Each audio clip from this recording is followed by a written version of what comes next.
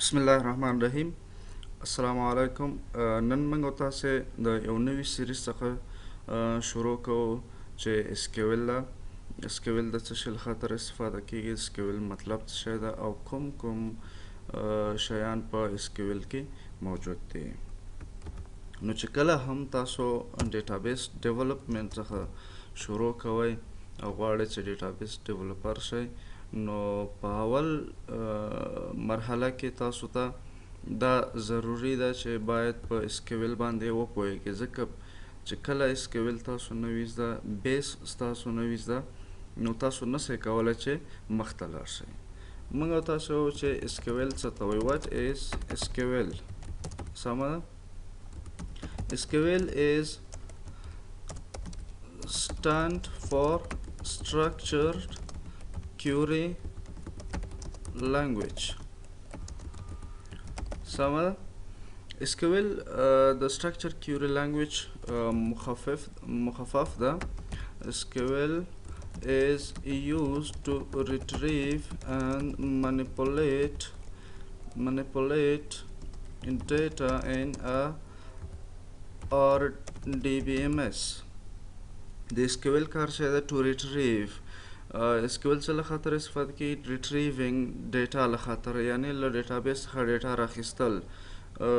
manipulate data، manipulate مطلب تغییرات پکې راوړي. create خو ډیټیل کې مثال راځي. manipulation کې موږ تاسو زیاتره څه شی وو چې کله انزرشن موږ کوو، صحیح ده، انزرشن کوو، اپډیشن کوو، دا منیپولیشن ده، یعنی یو چینجز غواړي ډیټا کې راولي. نو اسکیول د دې له خاطر استفاده کیږي، صحیح ده. بل خبره دا ده چې اسکیول څه وخت انټروډیوس شو. اسکیول was the first commercial language introduced for EF Code. EF Code څوک و؟ یو ساینټسټ و چې هغه د ریلیشنل ماډل ریلیشنل ماډل یې انوینټ کړ. ریلیشنل ماډل آف ډیټابیس. اسکیول په اولین ځل یو کمرشل لنګویج و چې د EF Code ریلیشنل ماډل له خاطره انټروډیوس شو.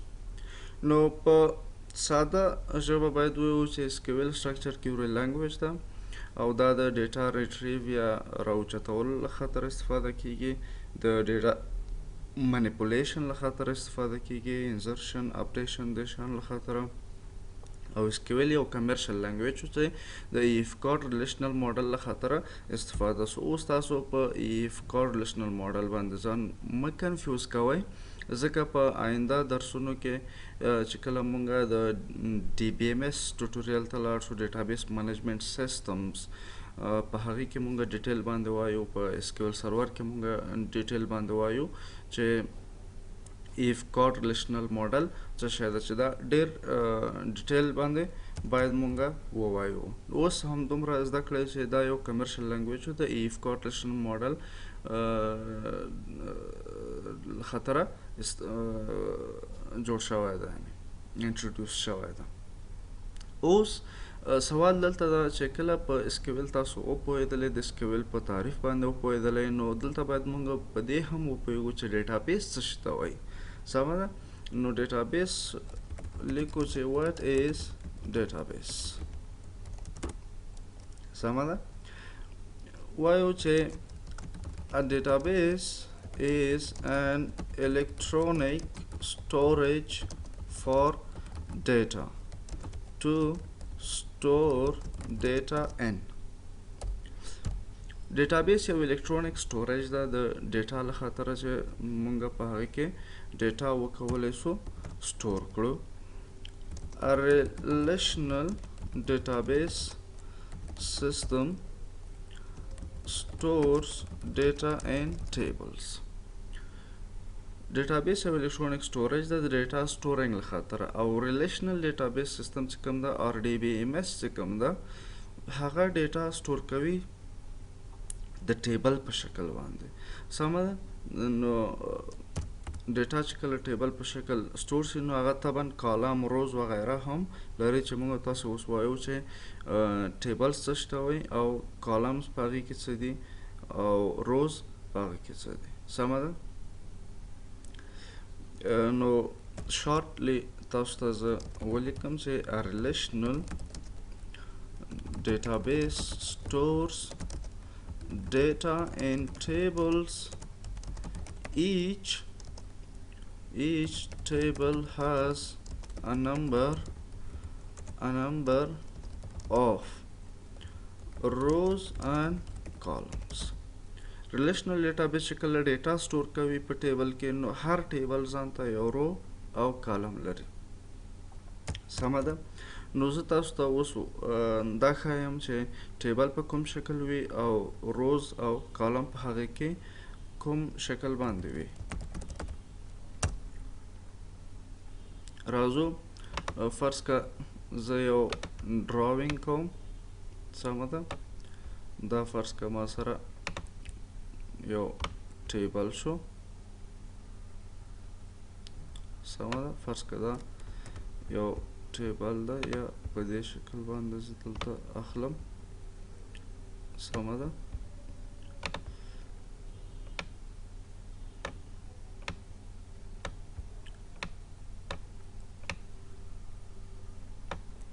صحیح شو. دا فرض که A B کالم C D E. دا ټول کوم چې تاسو ګورئ دا مونږ سره څه شی ده؟ دا مکمل مونږ سره د ټیبل په نامه یادیږي. سمه ده؟ او دا مونږ سره کالمز دي. سمه ده؟ دا څه شی دي؟ کالمز. دا هر قطار چې تاسو ګورئ ورټیکلی دا کالمز په نامه دي. A یو کالم ده تر دې ځي، B تر دې ځي، C تر دې ځي. دا هر یو جدا جدا کالم ده. بیا مونږ سره روز دي. سمه ده؟ سوري دا رو ده. نو دا مونږ سره چې دي روز دي. دا مکمل مونږ سره ټیبل شو. دا مونږ سره روز او دا مونږ سره کالمز. سمه ده؟ نو مونږ وایو چې ریلیشنل ډیټابیس چې کله ډیټا سټور کوي د ټیبل په شکل چې هغه ټیبل رو او کالمز لري. سمه ده؟ اوس مونږ تاسې وایو چې کله هم SQL ډیټا منیپولیټ کوي نو هغې له خاطره مختلف لارې هلته موجود دي.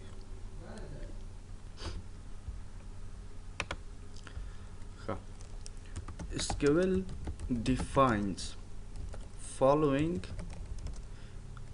ways to manipulate data stored in or DBMS. أول detail data definition language. سمه ده؟ چې detail څه کوي؟ changes to structure of the table. د detail کار چې ده د ټیبل په structure کې changes راولي. صحیح ده؟ لکه like creation altering and deleting of table etc. سمه ده؟ او detail کې کوم commands موجود دي؟ detail commands. اول create to alter 3 truncate, 4 drop, 5 rename. سمه ده. نو دا کمانډس څه دي په ډیټیل کې موجود دي. اوس دویم سیکشن څه ده؟ ډي ایم ایل، ډیټا منیپولیشن لینګویج. صحیح. ډیټا منیپولیشن لینګویج څه شي کوي؟ it manipulates the data stored in the table and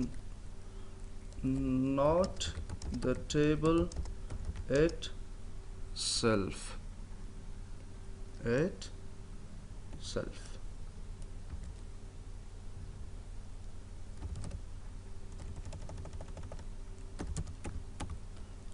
Not the table itself. د دې مطلب دا ده چې ډي ایم ایل کې چې کوم کمانډز موجود دي هغه صرف ډیټا کې تغیرات راولي کوم چې ټیبل کې سٹور دي، نه په ټیبل کې تغیرات. یعنی په ټیبل کې تغیرات نه راوړي، صرف هغه څه تغیروي ډیټا چې په ټیبل کې سٹور ده. سمه. نو ډي ایم ایل کمانډز کوم کمانډز دي ډي ایم ایل کې؟ وایو چې اول یې insert، دویم update، دریم delete، او څلورم څه شی ده؟ merge. سمه ده. دا د ډي ایم ایل کمانډز دي. دریم بخش د اسکیول څه شی ده چې ټي سی ایل ده چې transaction control language. Transaction control language څه کوي؟ These commands are to keep a check on other commands and their effect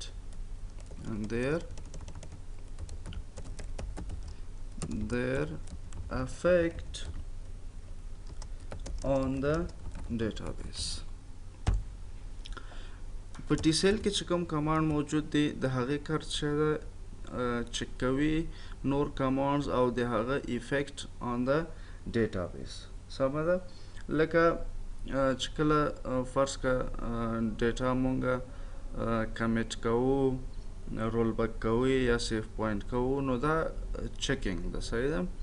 نو هغه ډیټا مونږ ته چې کله چک کي نو د هغې کمانډز یعنی چک کوي په نور کمانډز باندې چې د هغې ایفیکټ په ډیټابیس باندې څه شی ده. فرض که یو ډیټا مونږه سټور کوو، فرض که غلطه ډیټا وي، نو که چېرته هغه د ټیبل له قوانینو سره برابره نه وي نو هغه بیرته مونږ ته رول بیک کوي، او چې صحیح وي نو هغه کمیټ کوي. نو په دې قسم باندې مونږه مخته ځو. اوس د ټي سی ایل کمانډز څه دي؟ اول commit، دویم roll back، او دریم save point. سمه ده. څلورم بخش مونږ سره د ډي سی ایل ده data control language. د دې وظیفه څه ده؟ data control language are the commands to grant and take back authority from any database user.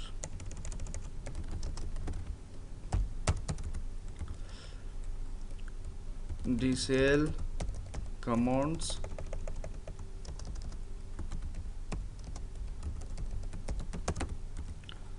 اول grant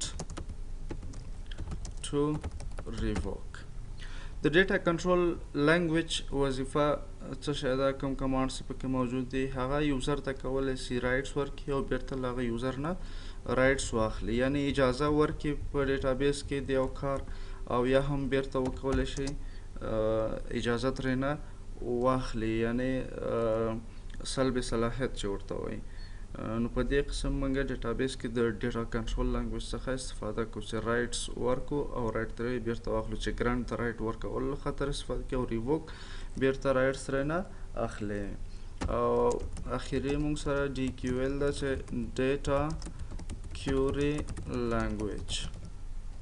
سمه ده. ډیټا کیوري لینګویج څه شي له خاطر استفاده کیږي؟ is used to fetch